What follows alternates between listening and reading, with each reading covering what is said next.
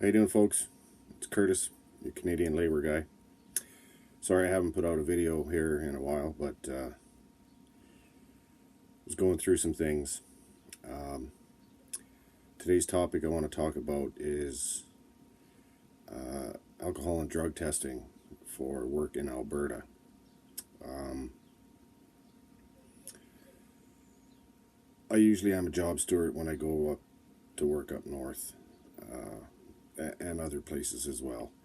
I am a member of one of the trade unions in Alberta, and I want to share my story um, because a lot of people think they believe the propaganda in the media that the drug testing is set up to make workplaces safe.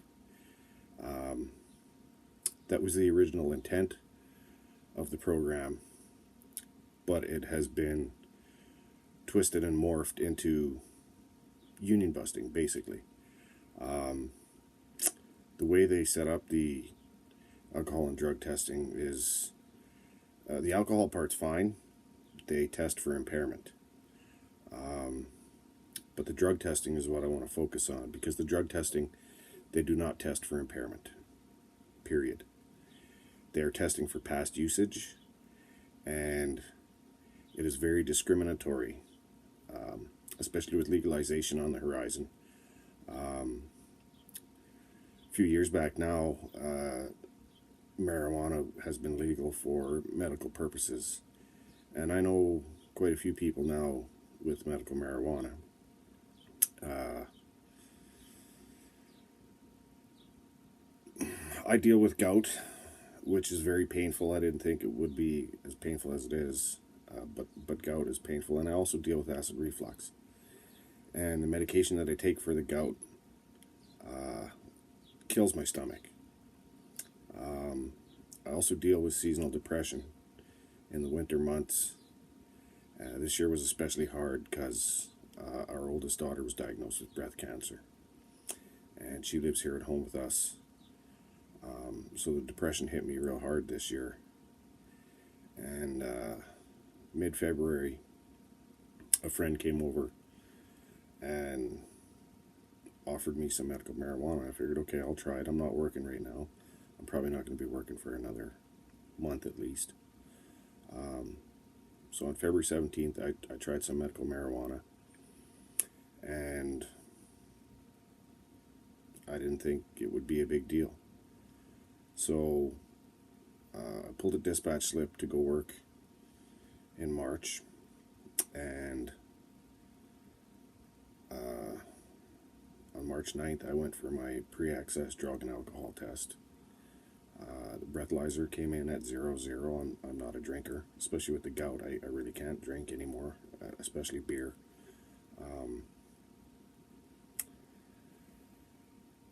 And when it came time for the urinalysis test that they do, I failed. My test came in at 29 nanograms, and the amount that they test for is anything over 15 nanograms. So that's the point I'm trying to make here, is that February 17th, I smoked some medical marijuana, and March 9th was my drug and alcohol test. And at 29 nanograms, I was not high when I went for my drug and alcohol test. But I've learned that THC, which is the component in marijuana that gets you high, it sticks to fat cells. I'm not a skinny guy. I'm 265 pounds, 5'10". So I'm a pretty heavy guy. And it was very disheartening. I'd been out of work since October, and I needed to get back to work. I have a family to provide for, and a daughter here at home going through breast cancer, and it was very hard on her, and very hard on my wife, and thank God my daughter's doing okay. She's done her last round of chemotherapy now. It's been very hard on my wife, and then to add more stress to that, the fact that I couldn't go to work put more stress on my wife and myself and my whole family. So I went into a case management, and they have a third-party organization that takes care of that. So I had some things I had to do before I could go back to work. I had to go have an assessment done, and after the assessment they gave me 5 conditions before I could return to work. The first condition was to abstain from alcohol and drugs. I had 5 counseling sessions. I had to have the first counseling session done before I could go back to work. I had to go meet the case managers for the third-party organization. Abstain from all drugs and alcohol, and 24 months of random testing. And I had to have a clean drug and alcohol test before I could go back to work. So unfortunately, I wasn't able to get back to work until April 29th. So that's part of the reason why I wasn't able to do a video. I was working night shift. It was in town, but you know, it was an hour drive from home, so working 12-hour shifts on nights. So it was eat, sleep, and work, basically. So the point I'm trying to make here is that it's discriminatory against a person's right, because they're not testing for impairment, they're testing for past usage. And that's why I say it's union busting, because they do have an oral swab test that they can test for someone who's used in the past 12 hours. I believe they have an oral swab for 24 hours and an oral swab for 48 hours, and I think they have one for 72 hours as well. So the test can be done for impairment, but that's not what they're testing for. They're testing for past usage. And again, this comes down to the big oil companies. When you go up to one of their camps, they don't want you to have a life after work. It's about control. They want to control every aspect of your life. So when you go up north and you work in a camp, the security guards up there treat you like a criminal. It's like a prison camp. And there was a journalist in Calgary last year who wrote an article for the Calgary Sun, or the Calgary Herald, one of the newspapers in Calgary, and he wrote this article how the camps were hotel-like. And I can tell you firsthand that I've been in several camps up north, not all of them, but most, and there is nothing hotel-like about them. A hotel changes their sheets every day, not once a week. Security guard in a hotel don't treat you like a prisoner. The food in a hotel is nothing like the food you get in camp. And I wouldn't say the food quality is that bad, but the variety is very lacking. For someone like myself who has gout, I have to avoid red meat, wild meat, no shellfish, no oily fish, no wild meat, no oatmeal, no turkey. So chicken and pork, that's pretty much my go-to. You know, I can eat those things once in a while. But again, if I'm working, I won't eat anything that triggers my gout, because it makes my foot swell up and makes it difficult to walk, and that's extremely painful, and it makes it hard to work, so I just avoid it. But anyone with a food allergy who goes to work in a camp has to be extremely careful. But again, if you're in a camp and you're a medical marijuana user, there are camps up north that they have drug sniffer dogs that go through the camps, and as I'm usually job steward, many times I've been called as job steward, yeah, you need to go with this person. The dog stopped outside their room and they need to go have their room searched. And the security guards will go in and they will turn that room upside down. They will go through every article of clothing, and they don't fold it and put it back in the drawers or closet or suitcases. They just leave everything on a pile in the bed. And if they see a little bit of residue on something, they take their little moist towelette and they rub it against this residue, and then they spray a chemical on it to react to see what color it changes. And if it turns red, well, that's a positive for THC. And then you're kicked out of that camp and you get a lifetime ban from working for that person or that company or that client. Now, if that was a criminal case going to court, that little tiny amount of trace evidence wouldn't even hold up to a conviction. But they have the right to ban you from working on that site for that minuscule little trace amount. Again, it's union busting. And, you know, I get it. I don't want to work with someone who's high at work. But it's a double-edged sword. People use medical marijuana. They don't use it at work, to my knowledge.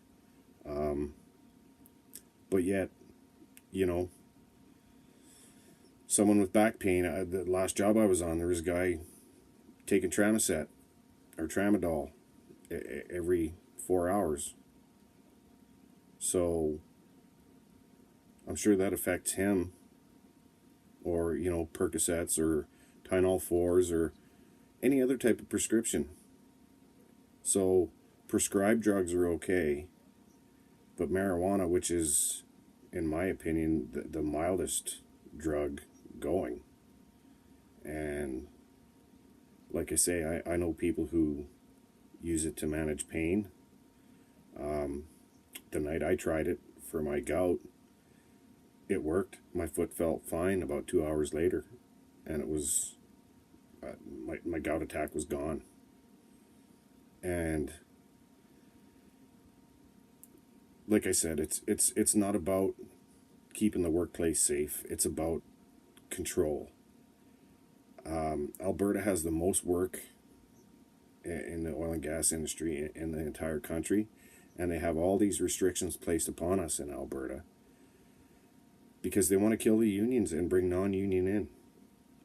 And you see it every few months on the news. Oh, Suncor has record production numbers for the fourth quarter of last year. 2 years ago, 2016, when the wildfires hit Fort McMurray, there was an article that came out in the Fort McMurray Today in the late fall, early winter, that Syncrude had record production numbers for the third quarter of 2016.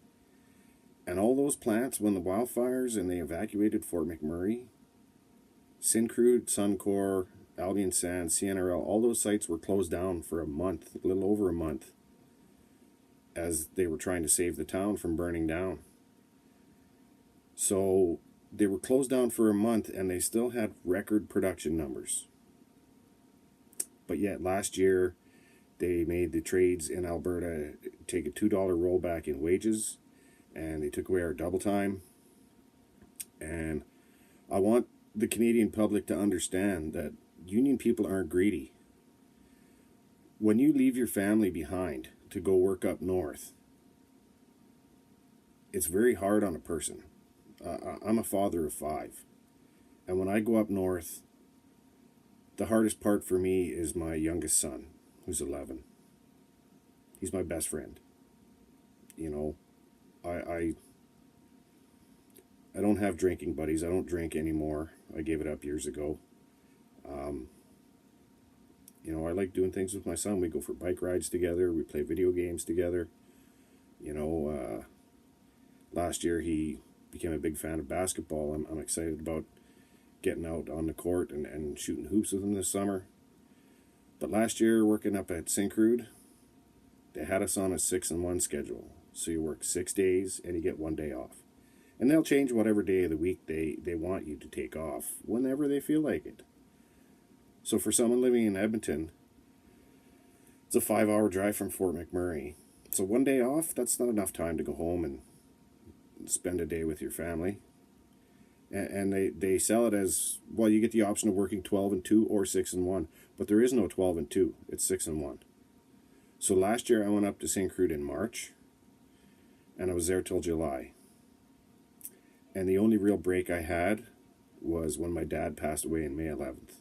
I came home for a week to say goodbye to my father and lay him to rest and spend a little time with my family. But it wasn't a happy time. You know, I developed a bit of a green thumb years ago, and I have a little greenhouse in my backyard. I grow strawberries and tomatoes every year, and I try to do potatoes and a couple of vegetables every year. I built a few planters in my yard. But last year, working 6 and 1 up north, I couldn't plant anything. The strawberries in the greenhouse, that was it. Because, strawberries, they'll grow wild. You don't have to maintain them too much. So, again, the drug and alcohol testing in Canada, I believe Alberta is the only province that does it. I know they don't do it in BC. I know they don't do it in Ontario. And Ontario has a lot of nuclear plants that you have to do a criminal background check to go work there and so on. But they don't have drug testing in Ontario. So why do they have it in Alberta? Because they want to destroy the unions. And people need to understand all the benefits that any employee from any company enjoys: the 5-day work week, the 8-hour day, the overtime, the stat holidays, the paid vacations, everything you enjoy about having a career came from the blood of some union member who fought to get those rights for everybody. Because when a union fights for somebody's rights, it benefits non-union and union alike. So the drug and alcohol testing, it needs to be eliminated, in my opinion, because it discriminates. It does not make the workplace safer. And when you see the articles in the papers that the big oil companies say, well, here's our numbers, because we've been doing this testing, and they've been getting away with it. But they pad the numbers. Those numbers are not accurate at all. And I think the last one that came out that said there was 4%. Over 4 years, the testing they were doing, there was 4% failure rate in the construction industry in Alberta. So they're spending millions and millions of dollars for this pre-access testing and random testing and post-incident testing. Millions and millions of dollars for 4%. But yet they make us take a rollback in wages, and they're making billions in profits.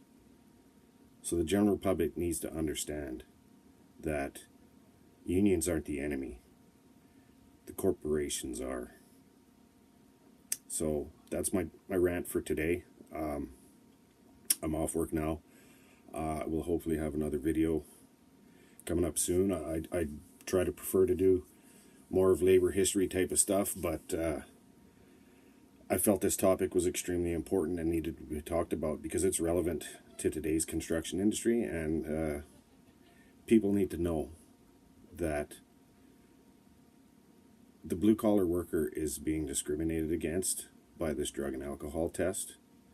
And people with medical marijuana, there's certain sites that they're not allowed to work on, and that needs to stop as well. Why can John Doe work on site popping Tylenol 4s all day, but a guy who does medical marijuana after work in the evenings to alleviate his depression or his pain or fibromyalgia or whatever they're dealing with, why is he being discriminated against when the big pharmaceutical companies, as long as you got a prescription, you're good, but yet if you have a prescription for marijuana, it's not good? So there's a double standard there, and that needs to be stopped. So that's my chat for today. I know I'm approaching 20 minutes here, and I'm going to say good night. Everybody play safe. Don't text and drive. be compassionate to each other and be kind to people, and the world will be a better place. And have a great summer, everyone. It's going to be Canada Day soon. I love my country, but we need to change our government. So, peace, everyone. Have a good day.